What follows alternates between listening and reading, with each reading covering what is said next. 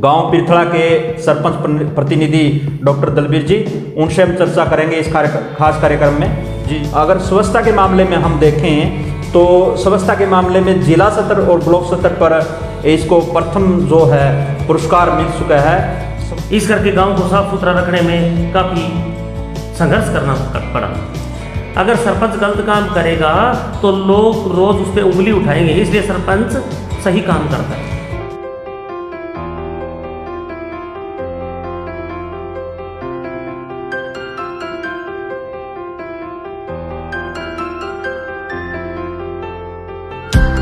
हमारे खास कार्यक्रम चाय पे चर्चा हमारे जितने भी दर्शक हमारे साथ जुड़े हैं उनका हम हार्दिक स्वागत करते हैं, अभिनंदन करते हैं।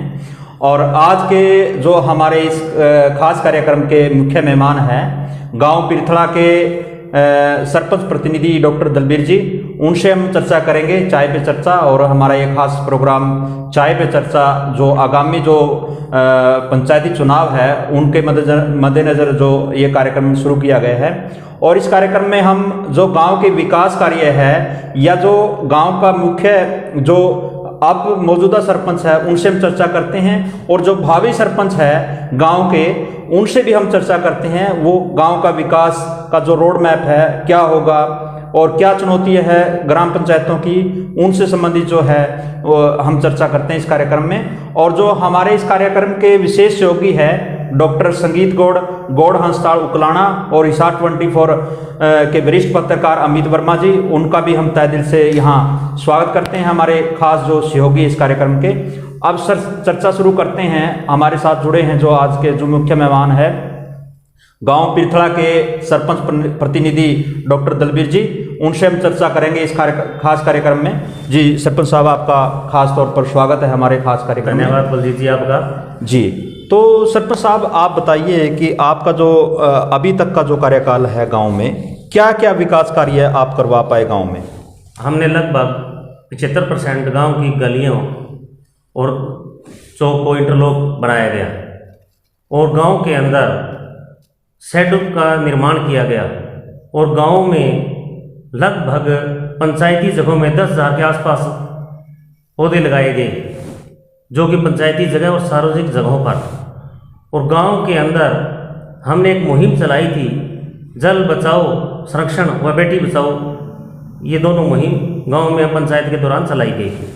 जी, जैसा कि हम बता सकते हैं सभी दर्शकों को हम बताना चाहेंगे कि गांव पिरथड़ा की जो आबादी है वो 10,000 के करीब है और जो वोट है गांव के वो 3800 है, 3,800 वोट है। और ख़ास तौर पे हम विकास कार्यों की अगर चर्चा करें गांव में, सरपंच साहब ने जैसा कि CCTV कैमरे लगवाना है गांव की जो सार्वजनिक जगहों पर, अलग अलग जगह से सरपंच साहब ने उनको एक CCTV कैमरे के साथ जोड़ा है जो कि एक बहुत अच्छी हम कह सकते हैं गाँव के लिए। और इसके साथ साथ हम अगर स्वच्छता के मामले में हम देखें तो स्वच्छता के मामले में जिला स्तर और ब्लॉक स्तर पर इसको प्रथम जो है पुरस्कार मिल चुका है। स्वच्छता के मामले में प्रशासन, जिला प्रशासन द्वारा इसको स्वच्छ गांव घोषित किया जा चुका है। उसके लिए हम खास तौर पे दलबीर जी को बधाई देते हैं। और सरपंच साहब, आज के जो हम देखते हैं कि क्या क्या चुनौतियां हैं जो मुख्य रूप से आप सरपंचों के सामने या ग्राम पंचायतों के सामने देखते हैं, क्या क्या परेशानियों का, ये चुनौतियों का सामना करना पड़ता है? सबसे ज़्यादा तो जैसे गांव के अंदर जो पंचायती भूमि है वहाँ पर लोगों के अवैध कब्जे ज़्यादा है और उन्हीं का ज़्यादा पंचायतों को सामना करना पड़ता है। बाकी तो कोई ऐसी बात नहीं है, अगर कोई अपना ढंग और सही तरीके से काम करे तो कोई दिक्कत नहीं आती। सबसे ज़्यादा पंचायती भूमि पे जिन लोगों को कब्जा छुटवाने के में बातें आती है तो उसमें दिक्कत आती है। सरपंच साहब, जैसे हम देखते हैं गांव पिरथड़ा में, जैसे देखा है कि हमने जो एक तरह का गलियां साफ़ सुथरी है और काफ़ी मतलब अच्छा है कि स्वच्छता के मामले में आपने जिला स्तर पर, ब्लॉक स्तर पर आपको पुरस्कार भी मिला है, तो वो कैसे कर पाए? हमारे को थोड़ा सा उसका विजन थोड़ा सा खाका आप बता पाएँ। हमने पंचायत बनते ही सबसे पहले जहाँ भी सार्वजनिक जगह थी, जो स्कूल, हॉस्पिटल, शिव मंदिर और गांव की वाटर सप्लाई, जोहड़, उनके ऊपर जैसे कूड़ा करकट था उनको उठाया गया। उठाकर उनके लिए अलग अलग गड्ढे बनाए गए। जो गांव के अंदर 4-5 जगह ऐसी थी, 4-5 जगह ऐसी थी जहां पर उनको गड्ढे बनाकर उनमें डाले गए। जहां पर उनको गड्ढे बनाकर उनमें डाले गए। जो गांव के अंदर 4-5 जगह ऐसी थी, जहां पर उनको गड्ढे बनाकर उनमें डाले गए। 4-5 जगह ऐसी थी, जहां पर उनको गड्ढे बनाकर उनमें डाले गए। इस करके गांव को साफ सुथरा रखने में काफ़ी संघर्ष करना पड़ा। सरपंच साहब, जैसे हम देखते हैं कि जो पेयजल का जो संकट है, जो स्वच्छ पेयजल है, तो गांव पिरथड़ा में आप क्या मानते हैं कि जो पेयजल का जो संकट है वो बिल्कुल मिट चुका है, या फिर अभी भी कुछ लोगों तक उसकी जो है अभी तक आप पानी जो स्वच्छ पानी है वो नहीं पहुंचा पाए, क्या मानते हैं आप? हमारा पिरथला गांव समान क्लस्टर में जुड़ा हुआ है सर, और क्लस्टर के दौरान गांव से 6 एकड़ भूमि पब्लिक हेल्थ ने मांगी गई, वो हमने 6 एकड़ भूमि दे दी थी, उसका पैसा अब तक नहीं आया। और हमारे गांव में पिरथला ठरवा ठुरी 3 गांवों को पानी जाता है, क्योंकि गवर्नमेंट ने 150 लीटर पानी देना किया था, जो कि अब तक वो सुचारू रूप से शुरू नहीं हुआ। हमने 1-2 बार बात भी उठाई थी, तो ये अब तक पेंडिंग है। और पानी मिलता तो है लेकिन पर्याप्त मात्रा में नहर का पानी कम मिलता है, और उसके अंदर एक समर्सी बोर है जो कि उसका पानी सही नहीं है, इस कारण लोगों को दिक्कत भी आती है।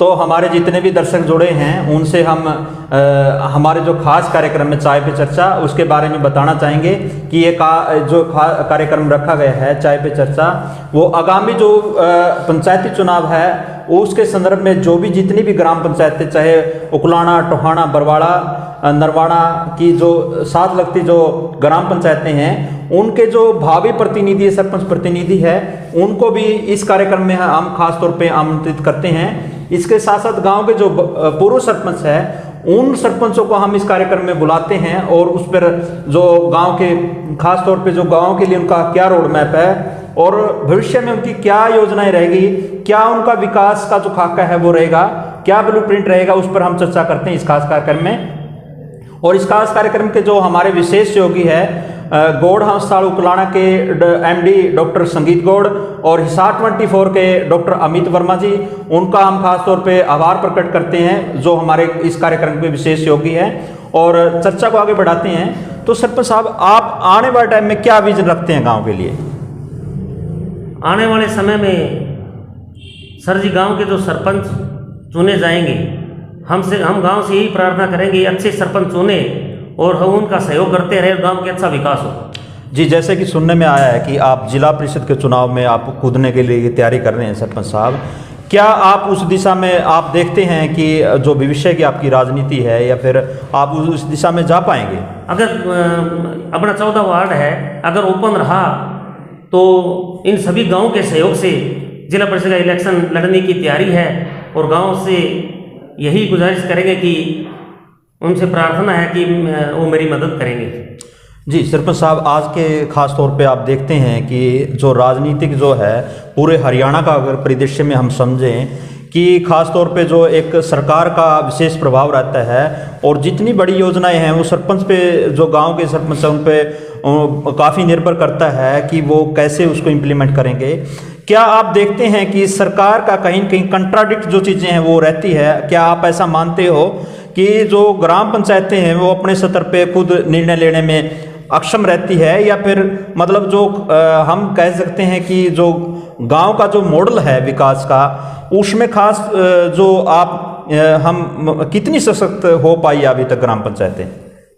देखो जी, अगर ग्राम पंचायतों को 20 लाख तक के अधिकार दिए हुए हैं सभी ग्राम पंचायतों को काम करने के लिए, लेकिन उसमें कुछ दिक्कतें आ जाती है। अगर सरपंच को काम सौंपे तो सरपंच बहुत अच्छा काम करवाता है गांव के अंदर, और उस पर ध्यान रखता है, क्योंकि उस सरपंच को गांव में रहना पड़ता है। अगर सरपंच गलत काम करेगा तो लोग रोज उस पर उंगली उठाएंगे, इसलिए सरपंच सही काम करता है। जी, आज का जो हमारा इस कार्यक्रम में हमारे जो विशेष आमंत्रित थे गांव पिरथड़ा के सरपंच प्रतिनिधि डॉक्टर दलबीर जी, उनका हम इस कार्यक्रम में पुनः फिर आभार प्रकट करते हैं यहाँ पहुँचने के लिए। सरपंच साहब, आपका बहुत बहुत धन्यवाद। Thank you. और जैसा कि आज हमारे साथ जुड़े थे डॉक्टर दलबीर जी, गांव पिरथड़ा के सरपंच प्रतिनिधि है, और हम कह सकते हैं कि एक तरह का सामाजिक कार्यों में सरपंच साहब की बहुत बड़ी भूमिका रहती है। समय समय पर जो जितने भी आसपास के जो सामाजिक कार्य होते हैं उनमें सरपंच साहब बढ़ चढ़ कर हिस्सा लेते हैं।